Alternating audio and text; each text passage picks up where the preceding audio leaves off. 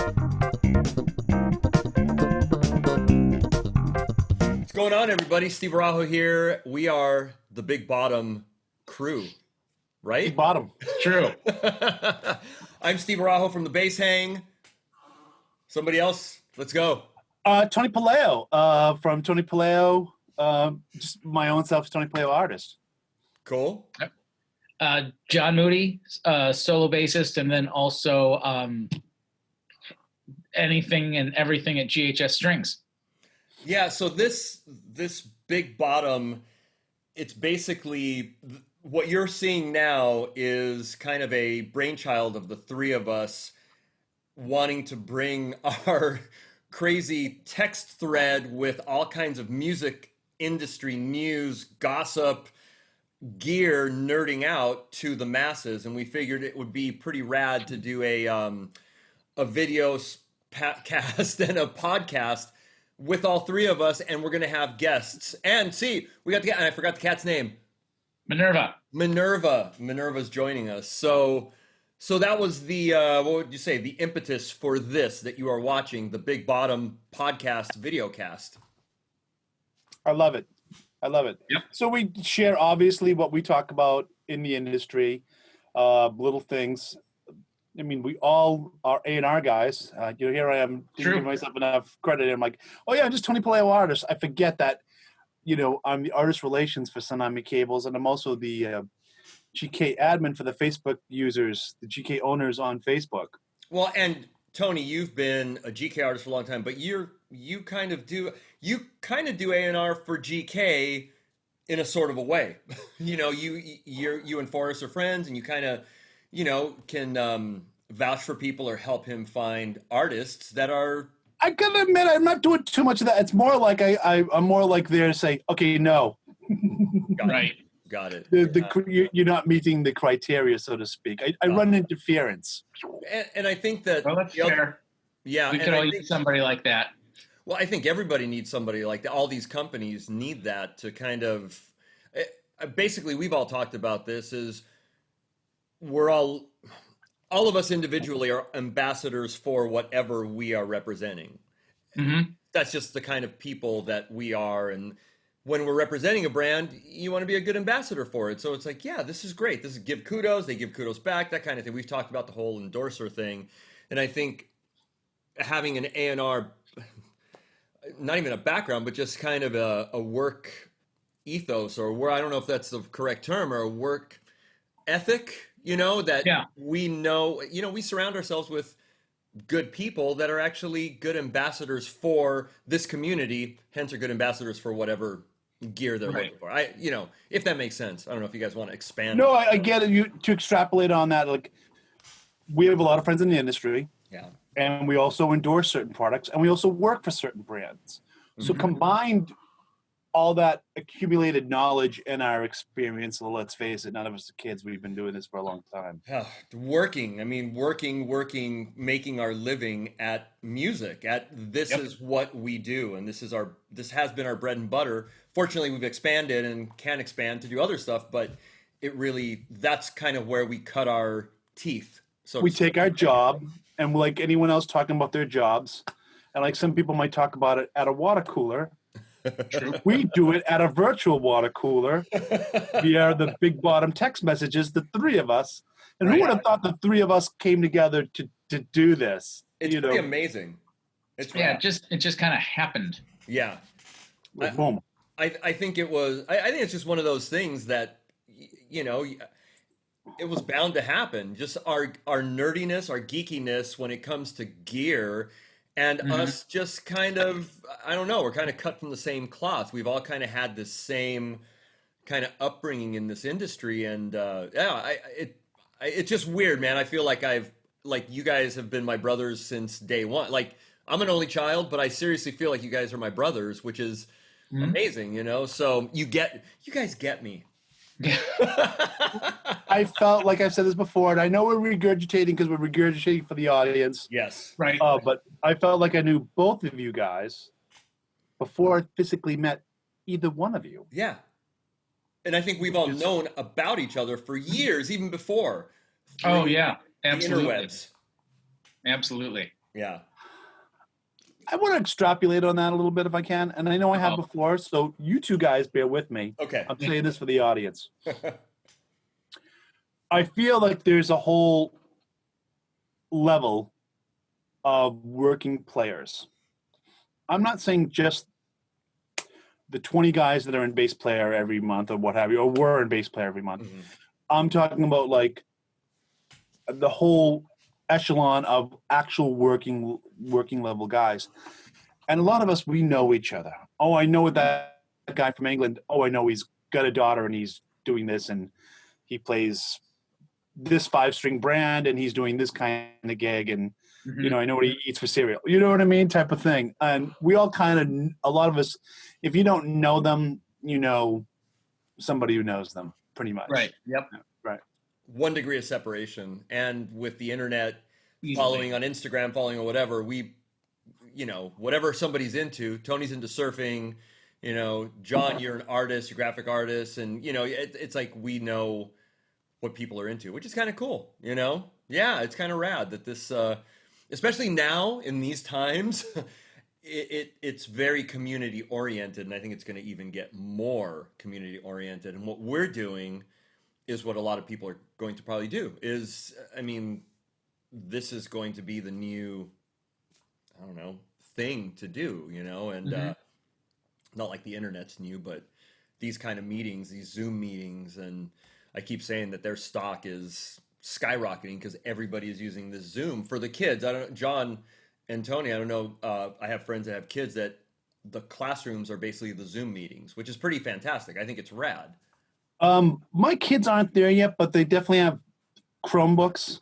Yeah. Okay. Even my 9-year-old has a Chromebook and they can access school work on there right now. Yeah. With the virus going on. And that's another critical thing. We've been doing this for maybe a year and a half, 2 years, all of us talking. Yeah. But now we're coming together with this video aspect during the virus, during the coronavirus. And now, like, to go on to Steve's point, I agree. I think you're going to see more of this coming together.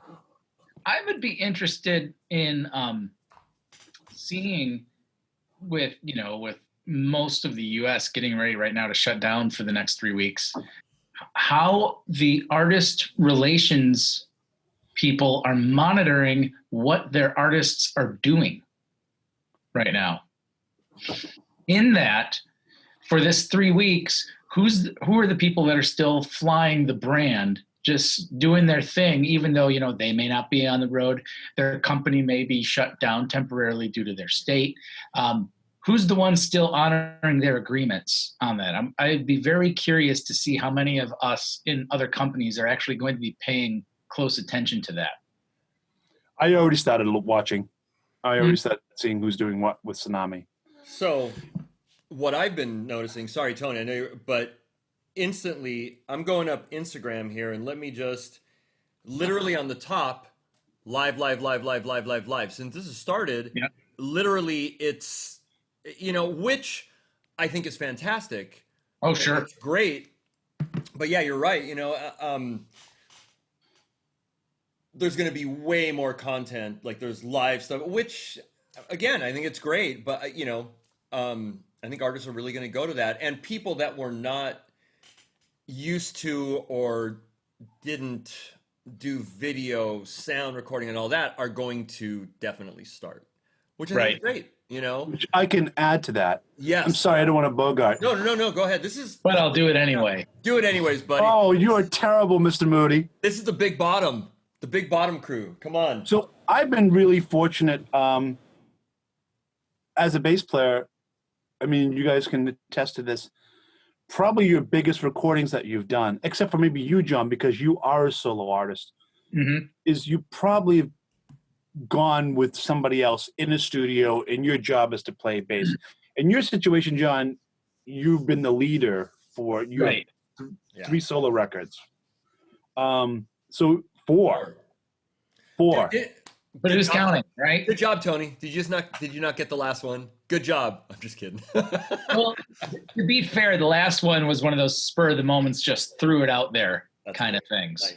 So So I'm used to being the guy who's like, oh, let me grab my bass. Let me grab, Right. my pedal board. Let me grab my big fat DI.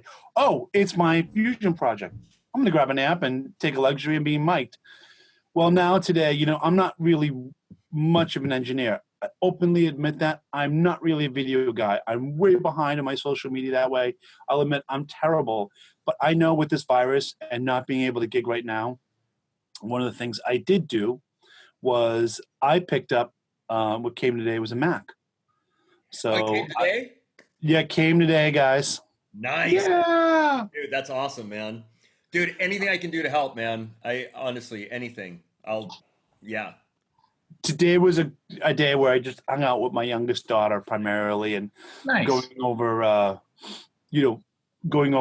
schoolwork with the girls and tomorrow's taxes. But I'm going to be probably setting it up either late tonight or tomorrow morning. Yeah. I'm stoked, buddy. Mm-hmm. Yeah. Thank you. Well, for video and stuff, let me know. And I know John, if you need any help or whatever, I probably will. Like you can't see back here. I'm pointing. This is my little. This is me looking. Right. I have a couch back there. All right. Right. And that couch is going away, and I am picking up a kit. I'm picking up a 4-piece kit. Hell Nice. Nice. With my drummer from Dig Butt, Terry, Zeke Martin. Yeah. Zeke. He's a good guy. Oh, man. He's good. Thank Dude, you. yeah. He's great. And he rips. Please, that's So, all. Great. We're going to, and so I'm going to be able to eventually, hopefully, in here, have the ability to actually, it would be tight. Mm-hmm. 3 to 4 people, but you could, if you're in your spot, you could do it and then have the ability to put on a tiny desk concert right here in my house. That'd be cool. Hell yeah! What interface do you have? Cool. The Universal Audio? Yeah, I actually haven't picked up the Universal Audio yet. I don't know if I'm going to get like a bigger one to handle his kit. Right. To do multiple mics on him. I got to work that out with Mr. Filoni. And then I've got my 21176, my Ventura, got my Ready. Dang. Steve's way fancier. And then I've got my bottle of alcohol, which everybody needs. Right. I keep a spray bottle of alcohol there. But I have my setup there, which I've been shooting some video. You see the Bergantino and stuff. And now I want to do this. I want to lift my camera up and show people what I got. Yeah, so I really highly recommend that. I mean, Universal Audio stuff is just killing, man. It's really, really good. So just a great interface. Anyways, yeah. So instead of the that particular tube pre, I've got the Pacifica, which I intend on using for overheads. I'm gonna do something like you did. How about John? You got recordings? Or wait, hold on. Well, ooh, nice. I like that. Yeah. There's a Pacifica, a little setup. Of course, there's a plethora of GK amps and a whole rack of basses. Oh, wait. What's over here? More GK amps, since I'm not gigging right now. Right. And that's not even all of them. That's the crazy thing. How about John? Do you have a recording studio? Do you recording for your stuff? Let's see. Well, I can do this a lot easier. Dude, all you need is an interface. Well, see, that's the beauty of it. Well, that's the thing. Oh, hell yeah. Which one is it? It is the Steinberg UR-RT2, and I got it because this is the one that has 2 Neve transformers in it. Nice. Holy crap, really? Nice. Yep. Now, and are you using Logic, John? I am using Studio One now. That's funny. What I'm going to be using too. Until recently, I was using GarageBand. Totally okay. That's the same thing that I do when people say I'm using iMovie. Oh, right. But I was talking actually with one of a GHS artist. Okay. And named Fred Campbell, a guitarist out of Florida, and he was talking to me about Studio One. Okay. And I was looking at it, then I'm like, oh wait, those guys are owned by, I think it's PreSonus. PreSonus. Yeah. Yes. Yeah. So and as it turned out, PreSonus bought the notation software Notion that I've been using for Oh, years. yeah. Dude, You know, you do Notion? You do notation? Big time. I may have some transcriptions that I can send you over. Be glad to. Be glad to. And I mean, all of my solo music is in notation format through Notion. Dude, I'm going to send you some handwritten stuff that, yes, I would love it. And obviously pay you whatever, but I'm looking for a good notator. Like a good transcriber. Yeah. You know? Let's see. I know, right? But dude, that's awesome, John. See, you learn something new all the time. I didn't know that either. So yeah. John's schooling us right now. Dude, John's going to be our guy because I'm like all about, dude, I have transcriptions of, I'm like paper, like, you know, and notation is, I'm horrible at. You don't even want to see what Joe and I. I mean, notation software. I tried, what's the Finale one? Dude, I could never, let's see. I don't know how well you can see that. Chandelier. There we go. Dude. Hell that's the opening to Chandelier. That's awesome. I love it. So that's all the harmonics. Okay, that's it. Hey, anybody need notation? You know, John Moody, hit him up. Yep, because there's the regular stuff. Dude. Wow. I'm sending you some stuff. You're like a copyist guy. You're like dude, that's rad.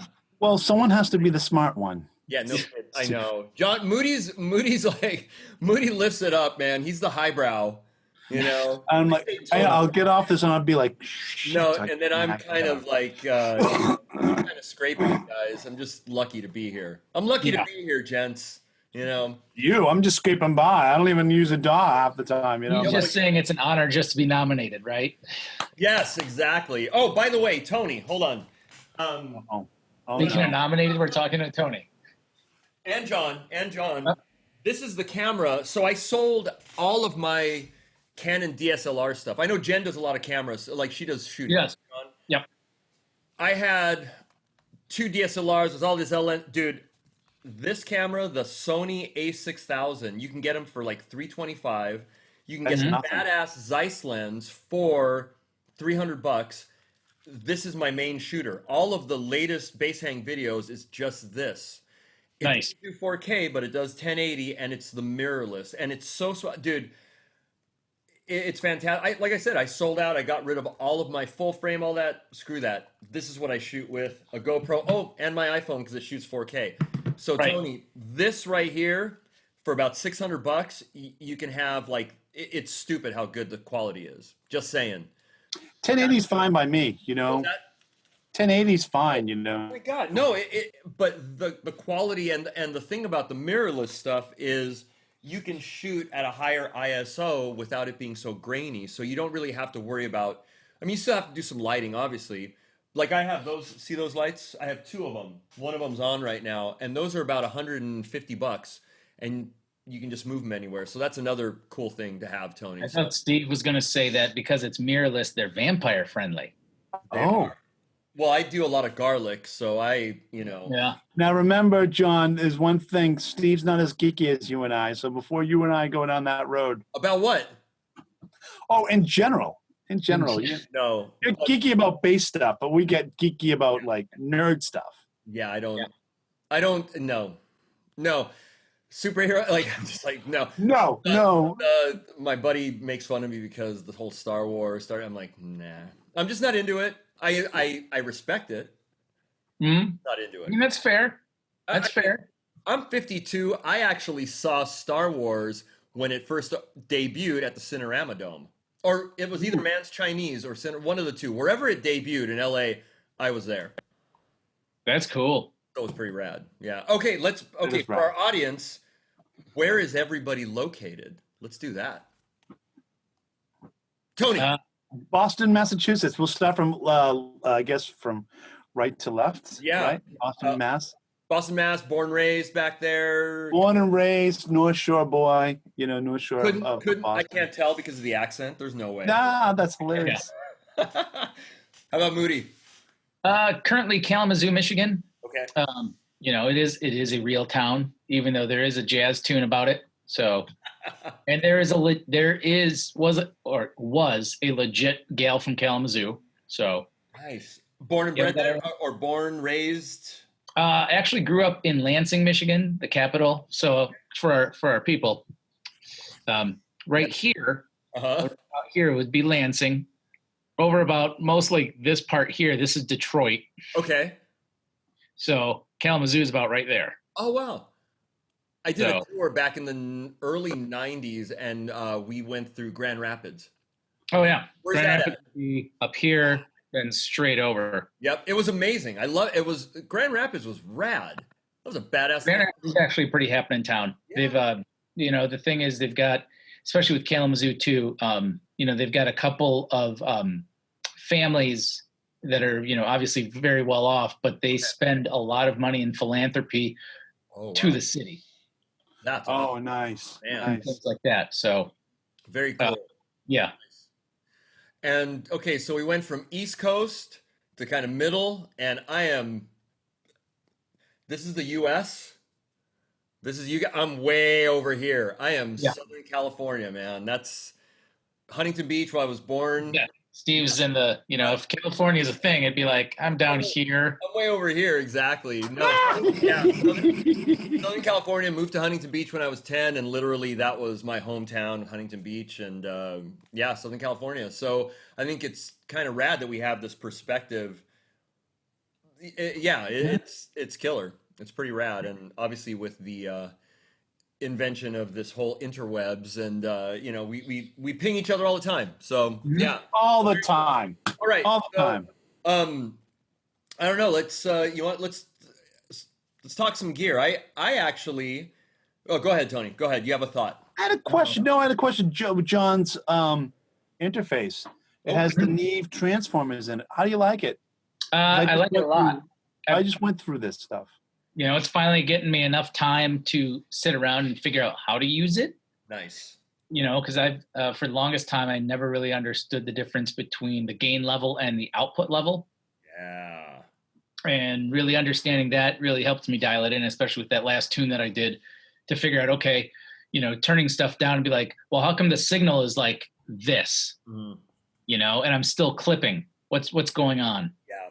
So it's finally taking that stuff to be like, okay, so, now I can get a signal like this, and it's not clipping at all. I'm like, all right, cool. He can be taught. But yeah, we can learn new tricks. Yeah, but it brings a little bit of warmth and nuance to it. I mean, you know the actual DI box, Tony. You just got it. Pretty close to that. Can we see it? You have it there? Oh, me? Yeah. Yeah, I've got one on my board, and I have one. You've got like 17, dude. Oh, no. Let's see.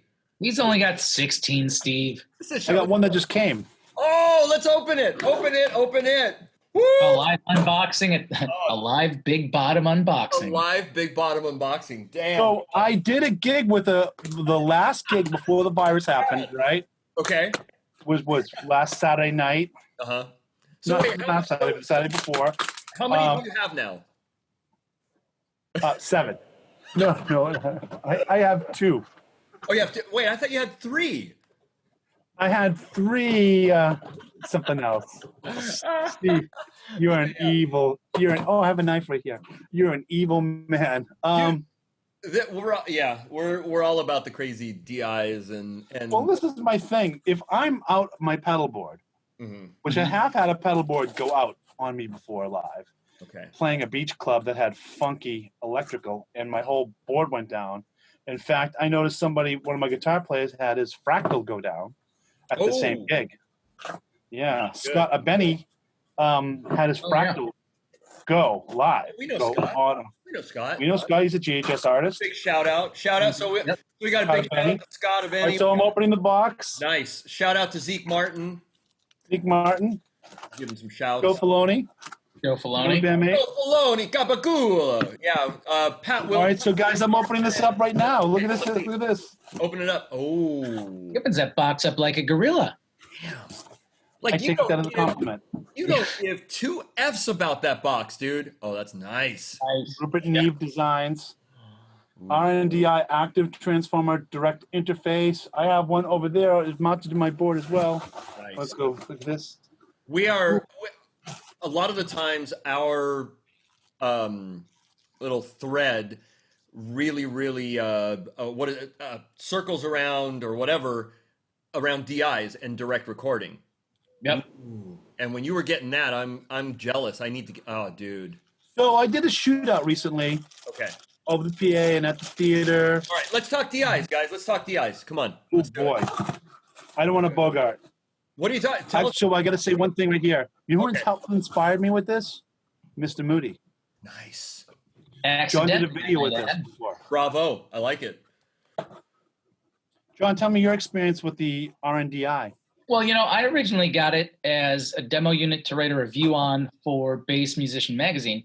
Mm-hmm. So I got with, at that point, my buddy at Overneath Studio in town, so we could maybe do like a video thing there. And as it turns out, they were looking into getting more video stuff like that together.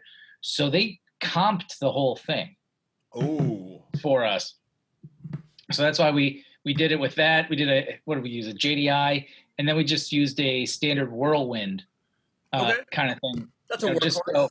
That's a workhorse. I think you used the wasn't the JDI? I used the J48. Is that what it was? Yeah, I know. Okay. Yeah, J48. Yeah. So he's like, Tony's paid more attention to that video than I have, and I was Then the guy who played. right. we go down rabbit holes quite often. We do. Right. But I mean, we did, we ran an old school Fender Jazz through it. We ran my Hilton through it. We ran I think, did we do a Wilcox or the Supro fretless, Tony? Super fretless. Supro. Yeah. That thing's a little beast. Nice. But then, ABC'd everything just so you could hear it. I mean, I found, that the Neve one just had some like a slight smoothness and character Cool. to it that was just you couldn't get out of the other ones. So this is what I found out with it. It's not flat. And they admit it's not a flat. There is a color. There is a Neve color. Sure. It's something to do with the harmonic content in the lower mids. It's definitely thicker in the lower mids. And then on the highs, they're there, but it's almost like a gentle curve. It sweetens them out. Right. I used one live on a large stage, the last gig before the virus. Yeah. Big room. It was originally a room for like 500. This private function, 80 by 20 foot stage. It was awesome. You sent me pictures of that. Yeah, it was killer. And then the sound man, the company I've never worked with before, like, oh, that's one of the nicest DIs I've ever heard. Very cool. And I just don't think they're used to working with active DIs because when they first got a signal, they came in, they're like, nothing's happening with this. And I'm like, well, can you give it phantom power?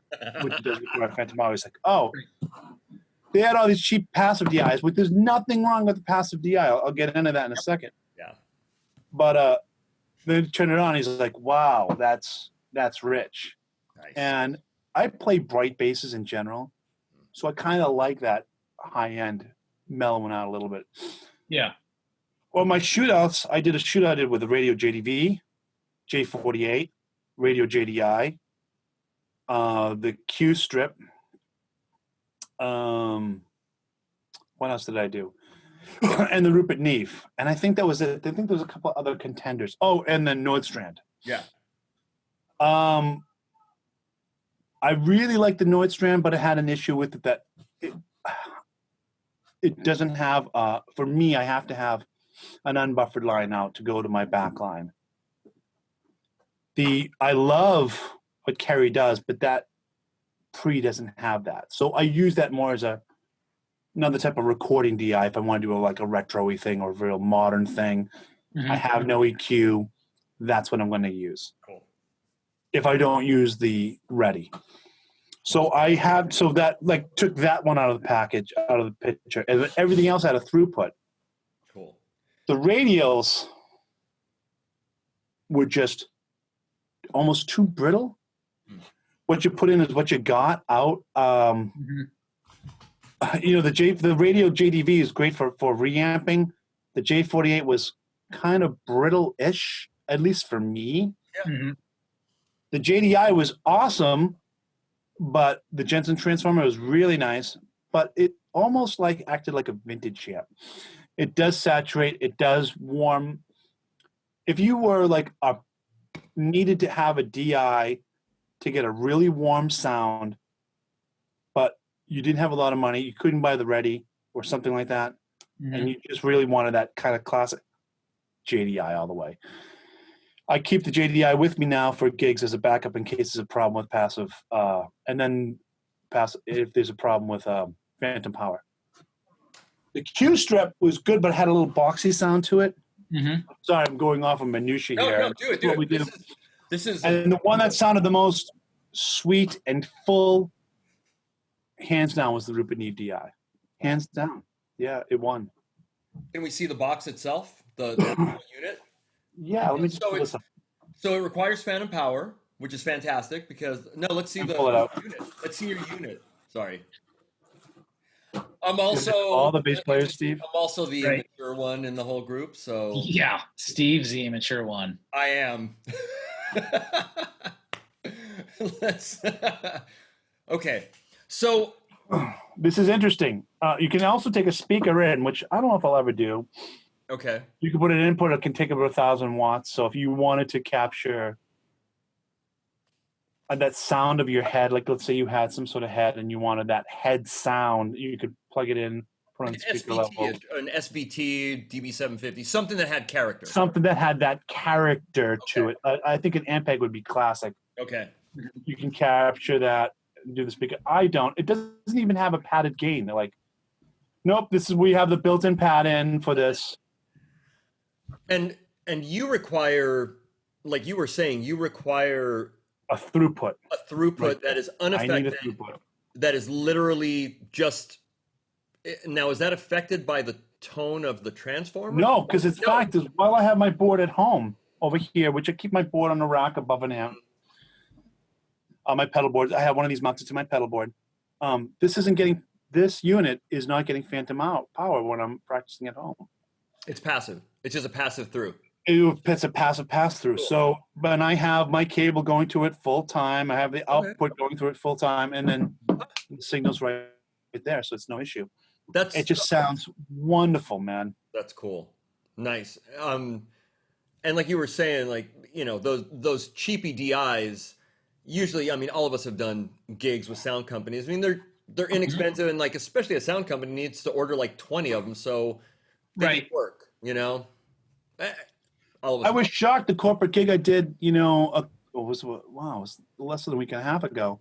Yeah, they had all these whirlwind type things and a couple others all on stage. And I'm like, wow, they're paying a lot of money for this band, and they just didn't sound good at all. Yeah. They just don't. They have no heft to the tone whatsoever. There really isn't. Right. There's different levels of DIs. I mean, and no disrespect or whatever, but to me, like, those sound like the Dunlop little preamp with the XLR. That kind of just works, but it's very kind of pedally. It's a pedal that has an XLR out that has it doesn't have anything, and it's is what it is. There's no heft to it. There's no heft to it. And then you start moving up in levels, and that's where we start freaking losing our minds. You know, one of the things I say to bass players, and I talk on Talk Bass, I have a regular presence on Talk Bass. This is what the front of the house is going to hear. Mm-hmm. This is what your people that are coming, that are dancing in front of you, or whatever they're doing. Maybe they're headbanging, maybe they're dancing, and maybe they're just recording, whatever it is. Yeah. That crowd that comes to hear you are hearing that cheap box. They're hearing that box that you plugged into 90% of the time. And that's like a head too. The head better have a good DI too. You know, that's they're not all created equally. I can tell you that. Mm-hmm. How about John? What, DI wise, what do you like? What are your What are your preferences? I mean, I usually pull the ones from the amp mainly because that allows me to have all my effects right up front too. And use everything. Orange amp. I've been using the orange a lot, which DI. That's actually, I like that. The Terror Bass head and stuff has a good DI. And the DI, and that's actually really good. The studio guys have compared it with the JDL quite a bit. Say it's on par. Okay. So wow. You usually use that one. So yeah, I just because I think it's the same thing too. It's because then I'm also getting the color of that tube pre Sure. Oh, right. So that warms it up a little bit too and brings it to the front. So does the orange have the option to take it before the preamp or after the preamp? Okay. Yeah, it's got a pre or post. Nice. But it's still probably, if that DI is affected, hopefully by the tubes on both, pre and post is probably just EQ. I mean, who knows? But yeah, we have to see if it bypasses the whole thing. But I would assume so. Yeah. Because the tubes are part of the pre. Yeah. Okay. There's, and I know all of us have geeked out on this. The pedal DI thing is a really fantastic thing, but there's different levels when it comes to Antonio's smile. It's like, it's one of those, like, for me, Kerry Nordstrand's pedal, the Star Lifter, I don't know how he did it, but damn, that pedal for a DI, it's fantastic. It's really good. If it had a throughput, right, I'd have 2 or 3 of them right now. Yeah. For the pedal one, I mean, I've been lately, obviously until all of our gigs stopped, I was using the Trickfish Minnow. Oh, dude. I almost went down that road too. They hear really good things about the Trickfish. Yeah, and I think the closest they had for you, Tony, was the tuner out. Was as close as they had. I talked to Rich, and he said the tuner out would have been the way to go. I got to give kudos to Rich over at Trickfish, because he contacted me, and he did say, hey, this is a buffered line. The tuner out is a buffered line, and but I didn't notice a volume difference. And I'll openly admit, at this point in my career, I can admit these little weird things like this. I couldn't wrap my head around that. I did not, for me, call it a placebo effect. I want to make sure the line that goes to my rig is like the same thing that comes from my last pedal, which is usually my Pigtronics. It would go from my Pigtronics right to this DI, right here. And I didn't want one more thing in the chain that was affecting it. Even if the buffering did hardly anything, I want it clean. I can adjust it to give another shout out to MXR. Yeah. The MXR compressor is my second pedal, always on. For me, the MXR bass compressor is a must have. It's an always on thing. And I can adjust my gain level there. If I need a little bit more gain, one of the little tests I do is I'll plug into whatever amp I am. If I've got time, if it's not a festival, whatever. And I get this pretty much mapped out pretty well. I plug in my rig with like a 20 or 30 foot cable, and I'll check it out, hear my volume level, plug my board in, and I adjust it. And I'll use my phone to capture the dB level. And then I'll use my phone again to play, and I'll adjust the output level so the two match. So I'll add just a little bit more gain, because I'm running through, if I look through here, 1, 2, 3, 4, 5, 6, 7 pedals. So, I have to get, and then another cable, another 20, anywhere from a 15-foot to a 30-foot cable off my board to the backline, depending on the side of the stage. So I'll adjust my little gain level like that. And just to have one more buffered line, it didn't sit with me. So that is oh, sorry, go ahead. So, but the Trickfish does sound awesome. I do think it's a good, nice sounding pedal, actually. Yeah. Trickfish is fantastic. Those guys, another shout out. They're doing good stuff, with everything. I like their stuff. It's good. Richard Justin. Yeah. Justin too. He's the AR guy. He's a good guy. Remember Richard Roos, RIP, one of the best guys, helped to launch that company. And I didn't really know him, but he started it all. And yeah, he was such a good guy. There's actually video of him and I doing a big old long, it's like 45 minutes of us just talking Trickfish, and he was just a fantastic guy. And you guys probably saw him at all the LA Bass Player Live and all that. And he was just such a huge, great presence, and a ridiculously fantastic player too. So. And okay, to circle back, Tony, that's your Blue Man Group rig, right? Yeah, but now it's my everything rig. So I guess Everything. point being is that when you show up, especially Blue Man being a theater, I mean, you have to be 100% on point. It's got to work all the time. I can't question it. You I cannot can't question question. That's why I like people like, Yeah. oh, like when you guys tease me about making another board. I'm like, No. if my board blew up, which it has, right? I got to be able to go home and go, okay, dump. It's not a base that goes with me necessarily with me everywhere. I might have a base is going to, or two bases. My pedal board for me is just as important.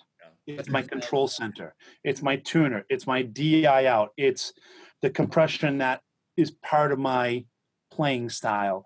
I'm an envelope filter. I don't want to say fanatic, but a fan. I definitely employ them. I like to have them. I will use a little bit of dirt, a little bit. I do endorse dark glass electronics. It's the only overdrive that I consider. I don't crank it. Yeah. I just use a little bit. I get my Getty. Roll it up a bit. Yeah. Yeah. You need that little color, man. It helps stuff kind of get through, Here's what I talk about. It cuts the mix. Yeah. It cuts in the mix.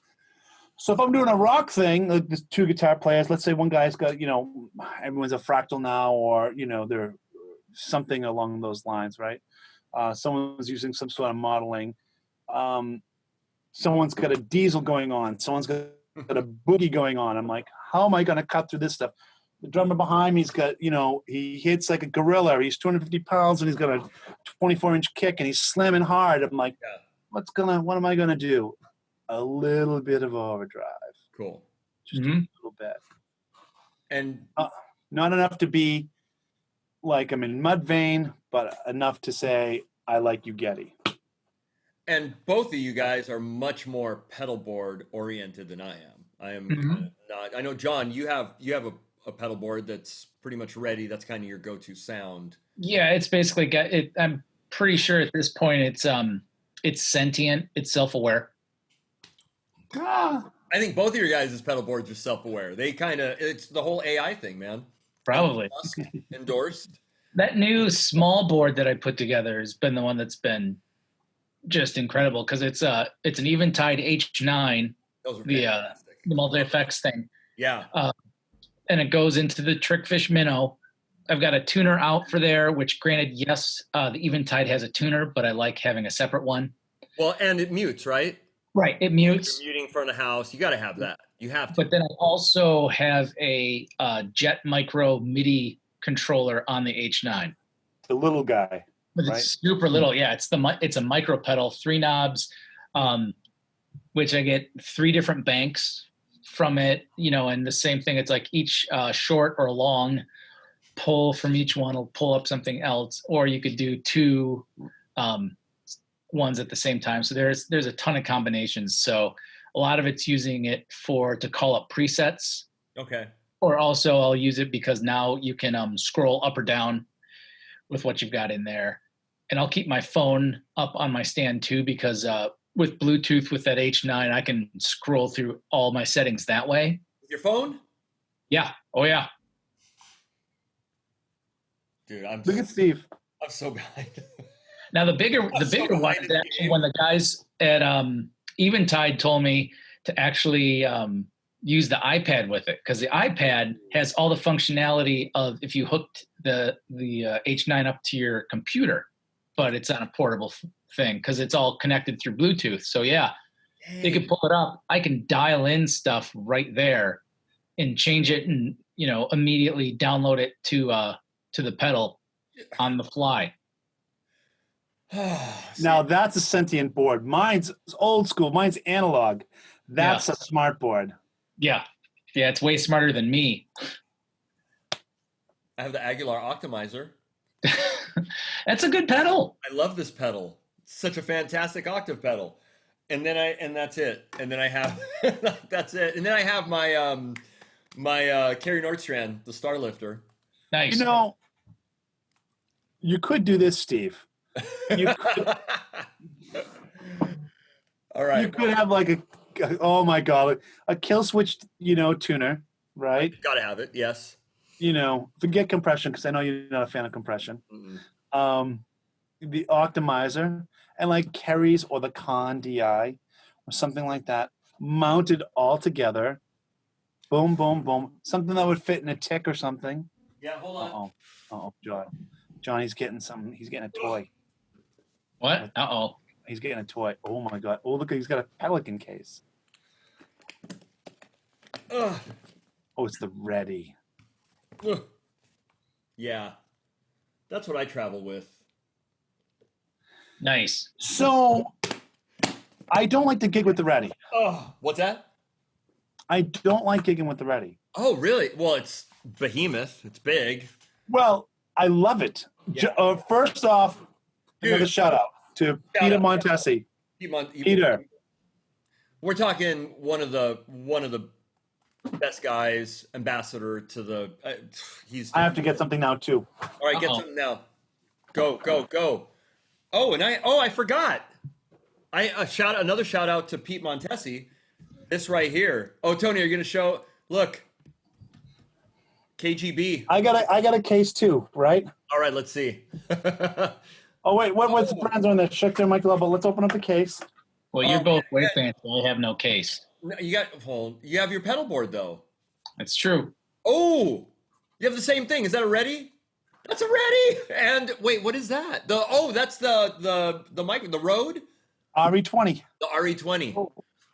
Dude. This is my recording case. Nice. I like it. So if I do get mic'd up, I say, here's my RE20. That's cool. There you go. That's a luxury. That's usually only for me. Normally just do the Ready.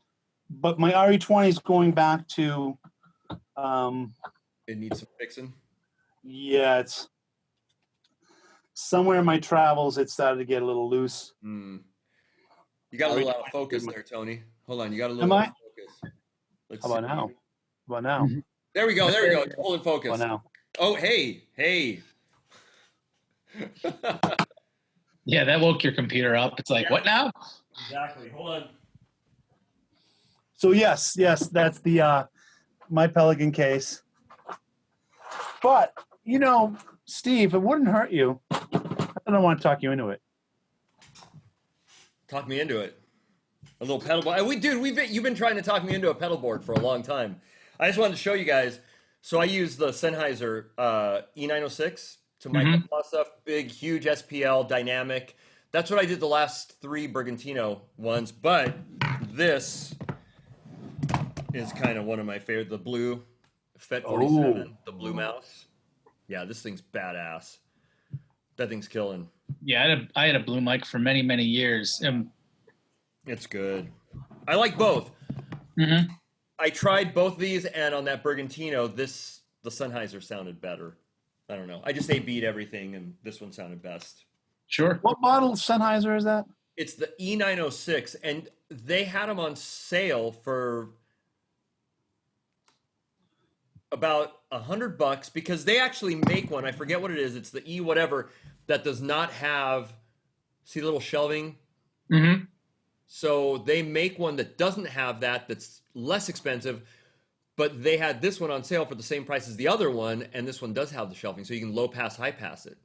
So check it out. Yeah, and for guitar, because I do a lot of the guitar demos, and I record guitar a lot, so this will just hang over and just right on the face. You're saying that's $100 mic? About $100 mic, dude. Yeah, check it out. E906 Sennheiser. Wow.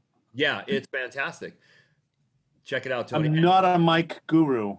Dynamic mic, super high SPLs. It's just great, and it has those. You can cut the highs. Low pass, high pass, or flat. It's good.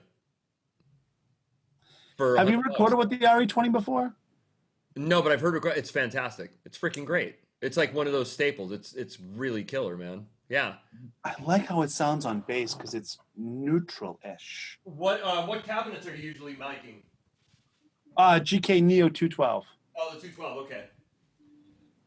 So it might round out the tone of that. Have you tried it with other cabinets? The GK 412. Oh, nice. Yeah. I don't think I've ever recorded with the CX. Okay. No, I've done the 112 I've done the 112, 212, and 412s, all the Neos, but I've not used the CX. I haven't done the CXs. I like the CX210. I just got that. Forrest sent it to me, and I got to do a little demo, but it's killer. Like the Legacy, dude. The Legacy 800, Ooh, really good. Yeah, that is a yummy amp. it's got the nuts, man. So I'm also doing stuff with Lee Pressgrave and Jim Bergantino. Big shout out to those guys. The HP Forte, that 1200 watt beast, is an animal. It's killing. I love it too. Very different tone wise. Can you describe it? Yeah, absolutely. Oh, by the way, yes, I can. The GK. So all of us know, and I know John, you've used GK stuff in the past. GK has that sound, and it's killer, man. It's got this nice, just it has this inherent growl and punch. Just has that, right, Tony? I mean, you've probably been playing them more. I've owned a lot of GK amps. Okay. They're tight. They're punchy. Yeah. Growly. They've got this growl to them. Tight, punchy, and a little bit of growl. Okay.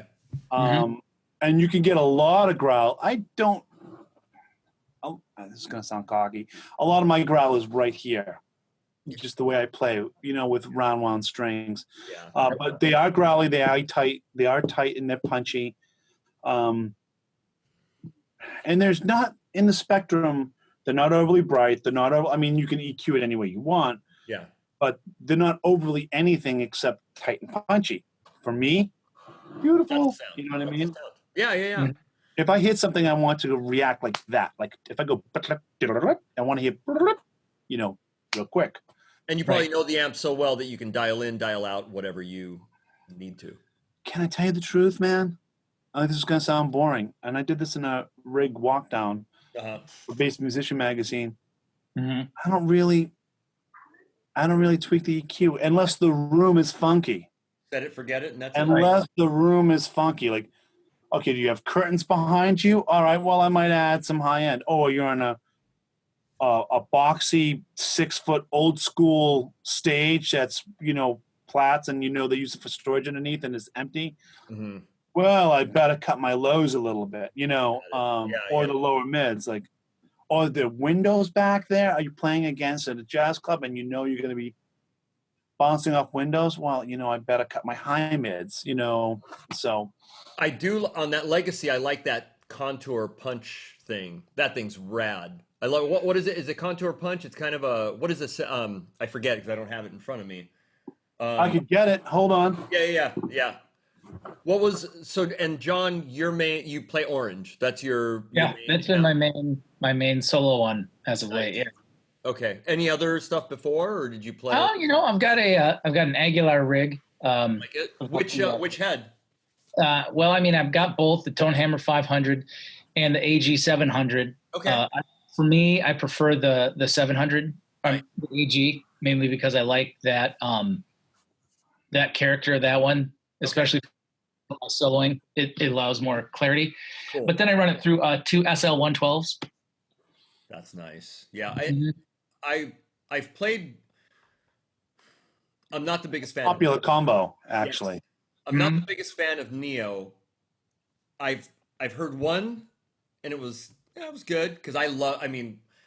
The GS 112s. I just love. Yeah, that was my first intro to Aguilar. Was I had a GS. Actually, it was a GS 112, and that's what I ran a 700 RB2 through. I like it. So the two SL 112s really kind of makes up for that maybe loss of girth that Neos give, I guess. I don't know. That's kind of what I heard, and that's when I heard them being played. The two of them was actually, it sounded really good. I liked it. Do you feel that there's still a loss of girth, though, in the Neos? I don't think anymore. Yeah. Actually. I think they finally worked with the Neos now instead of just taking the same speaker cabinet design and shoving a lightweight speaker into it. They actually spent the time to design the cabinet around the Neos. Because I got to say, that Bergantino 312 is a beast, which I'll talk to in a second after we talk about Tony's. But yeah, I was a very much not Neo guy, but okay, so there it is. That's the Tony, GK legacy. what's the middle button? Contour? Is that what that is? What's the middle switch in the three? So there's bump, contour, and presence. So when I gigged it, the contour, like I'd leave everything flat, and if I felt like I needed a little bit more, I would flip up that contour, and it was perfect. Those are pretty much my everyday normal room settings right there. It's flat. I do cut the highs a little bit on this amp. Okay. And I do leave the bump engaged. Okay. You leave the bump engaged. That's the low end, right? Low end I do bump. leave the bump engaged. Yeah. Yeah, I like it. I'm into it. I didn't think I would, but I kind of like that. When you're playing the low B. Yeah. Got it. You're hitting that C sharp or the C. Forget even the low B. You're hitting like first, second fret. Yeah. Yeah, man. It has this killer. All right. So I love the Legacy, and then I was just doing some stuff with Bergantino. Mm-hmm. Oh boy. So, oh boy. This thing is a beast. My initial thing is that this is it's very flat. So but it's really good, man. It's really good.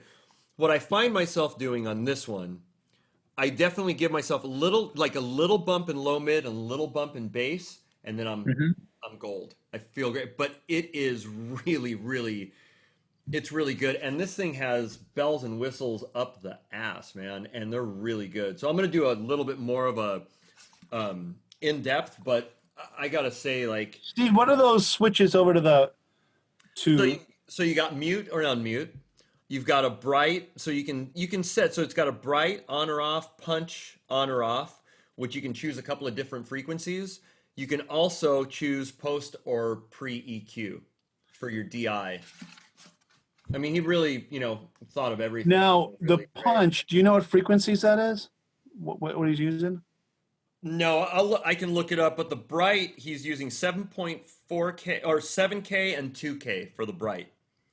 All right. Oh wow! And then you can also choose if you're going. It'll go down to 2 ohms. So this will go down to a 2 ohm minimum, which is the Legacy does too, which is nice. Does too. Yeah. So I mean, it's great. He also has this variable compressor thing that I actually don't always like. This is really freaking good. I don't always like it. It's just I'm laughing at you. I know, and it has a low pass and a high pass filter too, so you can actually. I'm going to learn a little bit more about that, but you can just really easily dial in instead. It's almost like a passive tone, which is really cool. So that's really the trend right now. You guys don't go to talk bass too often. I don't go. No, I do, but I usually stick over on the strings. Okay, so I don't. I'm a little bit all over the place. I'm spread out over there. Which is of great. course, I'm on the GK threads. Of course, I'm on the Mike Lowe threads. Religiously. The GHS progressive threads religiously. But the GNL thread now. The GNL thread, I'm there regularly. I mean, they all know me over there now. And the other aspect is but those high pass filters, low pass filters, that's a really thing. There's couple companies that are dedicated to just making them. Yeah. And these guys are all about that. They're all about that. There's a whole nother level of geekdom over there as well. Yeah.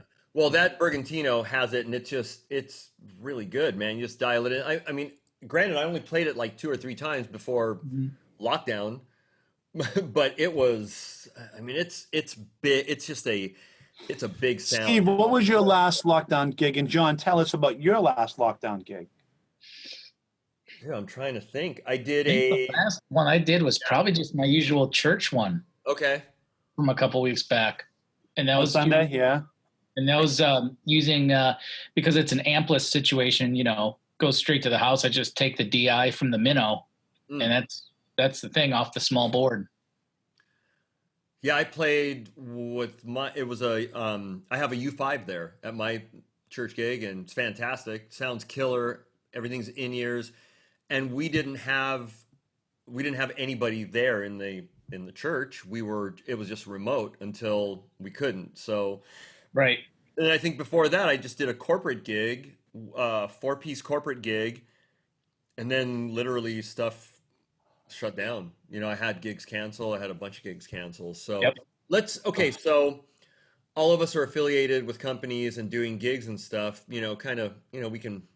I don't know if you guys want to kind of wrap this one up and on that, and then we can kind of come back and geek out on more or whatever you guys want. Yeah, we could do that. I got 2 patient kids in the other room that I start hearing them talking more. I'm like, I should probably get over. So, John,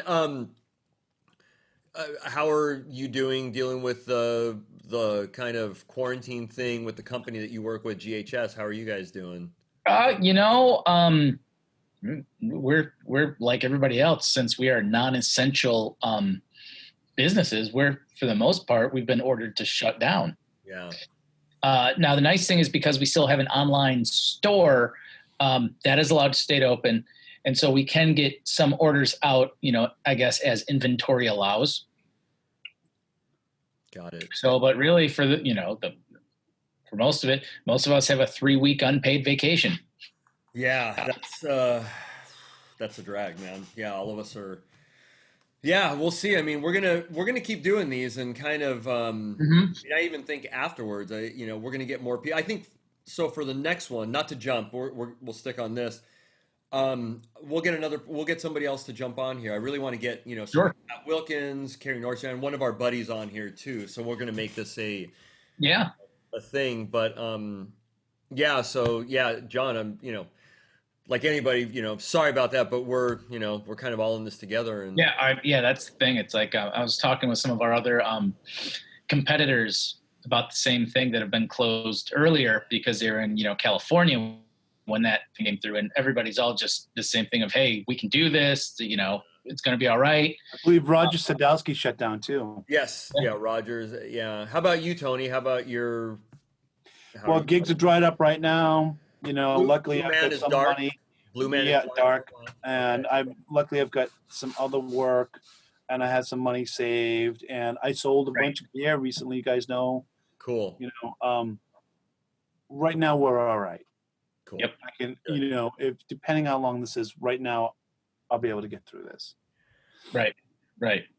Well, we've just started. This is basically the first episode of The Big Bottom, but Tony, you're a little out of focus. I'm going to direct this. Move up a little bit. Let's see your facha. Let's see. Did it go? There you go. I think so. Yeah, it's just lighting. So, the further along we go with this, maybe the next one or something like that, we can kind of see what we can do about, the further along it goes, if it gets worse and worse, see what we can do about, helping or, giving shout outs or getting somebody on here that actually can direct us to, musician fund or helping out. So, right. Oh, sure. So, yep. Yeah. And for me, it's kind of the same with G&L, John. We're kind of in the same thing. We're still fulfilling orders, but, no production, kind of skeleton crew. So essential kind of, fulfilling. Yeah, I'm sure. I think we have 1 or 2 people that are just kind of, at this point, maintenance, making sure nothing happens to the office while it's, in lockdown. And exactly. Some administrative things. So in Boston, California has been officially since Friday. Since Friday, yeah. So kind of lockdown. So I've just been working from home, doing stuff, and kind of everybody else. I think we're locked down. Massachusetts is as of 1:00 tomorrow. Oh wow! Ours is 12:01 a.m. Yeah. So. Yeah. So all right, boys. Well, yeah. Let's give this thing an outro. Let's have each one of us say bye. I guess. I'll start. See you guys later. Yep. Bye now for everyone. Oh, and also socials. Tony, go. Who are you working with? Tony Puleo1, TonyPuleo1 at Instagram. And if you just search me, Tony Puleo, I'm going to come up on Google. You do that. And there's other Tony Puleos, but I'll be the one that comes right up. So pointing at Tony right there, TonyPuleo. Boom. All right. Now, this guy. Yeah, you can find me over all the socials is Mon Judy. So, which is, just John Moody, but swap the J and the M. Or you can go to www.justmoody.com. And then you can get links for all my solo stuff, things of that nature too. And yeah, we'll talk with you all later. Yeah, so John Moody, Jonmoody. You can Google him, and then Steve Araujo, and you can just Google that and Bass Hang. Bass Hang. Yeah, so yeah, guys, just be safe, and thank you all for who watched this and listened to it. And we are definitely going to keep this going because this is, I think, right now probably, you know, more important than any to just get some information out there, really kind of come together, get people on here, talk Keep about the what's community going on. going. Keep the community going, and at the same time have fun and just geek out like complete for sure. Yep. bass nerddom. So you guys, that was Big Bottom Crew, and we will see you guys next time.